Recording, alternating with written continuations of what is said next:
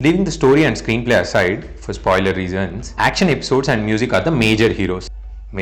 Tom Cruise runs and runs. He runs in the airport, he runs in the desert, he runs in Rome. In front of national media, I'd say this. I'd pay 250 rupees just to watch Tom Cruise run on big screens. My expectations for action episodes were decent, like 80%, because after Burj Khalifa and plane hanging, what can one do? But Tom proves me wrong. This scene is what is called Paisa Vasool for the entire movie. The action episodes in this movie were great. G-R-A-T-E, great. Not just Tom Cruise, the ladies also fighted their hearts out. I'll explain, coming next. The car chases, the fights, the locations were all a 10 on 10. If I'm complaining, I am wrong. I was 100% satisfied with the action episodes, no complaints.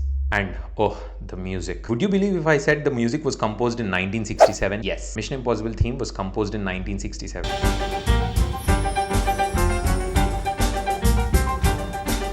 The composer for this installment is Lon Balfe. With movies like Megamind, The Black Adam and The Mission Impossible, he is as mainstream as it gets. Look at number of tracks composed for this movie. The main Mission Impossible track is simply excellent. Adding a military-style orchestra to the existing theme, he brought out an amazing piece, no doubt. Another interesting thing about the music tracks is, barring a few, every track seems to take a cue from the original theme and suit the emotion. You have at least 5 variations to listen to. I did not have high expectations for new theme and new music this time, but this blew my mind. And oof, the colors in the movie. The cinematography in this movie is nothing less than beautiful. Usually, music is used to raise the tension in a scene, but in Mission Impossible, even the camera angles will frighten you. When you see the movie, observe the framing of the shots. Certain frames are used to evoke certain emotions. The usage of dark blue color over the architecture in a very serious fight shows the command the cinematographer has on the craft. Car chases in the narrow streets in Europe make sure that you do not miss out on the beautiful architecture too. Close-up shots of Tom Cruise acting intensely with every fiber on his face is one of the best things my LASIK operated eyes could witness. In terms of cinematography, I had decent expectations, probably like 80%, but the reality is good. Not just Tom Cruise, but the ladies also had pretty good screen time and scope for good acting. Rebecca Ferguson steals the show in whichever universe she is in. This was not the lady who was a brave mother in Dune. She's a totally different character. The way she emotes with little expressions and little movements is fine acting. The other ladies in the movie perform not just good, but really good. I could say really a few more times, I'm telling you. I had decent expectations from Tom Cruise and the others to act well, but boy, I was not expecting this. Do you know the major difference between this and a Fast Furious series? Even though they say family is everything, they do not invest in the emotion. Priority is given to mindless but stunning action episodes. Hey, that's a conscious choice. But Mission Impossible is different. The underlying emotion, the substance is present in this movie. This kind of screenplay is godsend. You would feel an intense story of Ethan Hunt, which happens to have action as its main element. But what about the logic? Is it too out of the reality that you'd in fact be pissed? Logic is a way of the world. In the movie, is the Mission Impossible world. Mission Impossible has world of its own, technology of its own, rules of its own. That's why even though the world is about to end, it's usually in the hands of these few people. Military is rarely involved. The world is ultimately saved by Tom Cruise. That's the frame of reference. You have to get inside the world and reason with its logic. A successful movie would convince you with its world and its rules. Come back and tell me if you are or aren't convinced. In conclusion, this movie makes sure you get the best of every craft. The story, the screenplay, the music, the cinematography, the acting, the action episodes, everything is best in the industry. I thank the director for such an amazing project. Tom Cruise is also one of the producers. His dedication to craft is addictive and inspirational. I'd stick my neck out and say this. At 61, he is doing humanity a service with his movies. This review should have convinced you to watch the movie already. If you choose to, watch it in the best technology possible, like Atmos, 4DX, large screen, etc. Worth every paisa. Overall, I had decent expectations for the movie, but I'd say reality has surprised me. Not just me, even the world seems to be loving this piece of modern art. July is a special month for movie lovers. Oppenheimer is dropping on 21st of July. I'm going for the morning show for another spoiler-free but technical review. I wish there was some button you could click for YouTube to notify you when it's posted.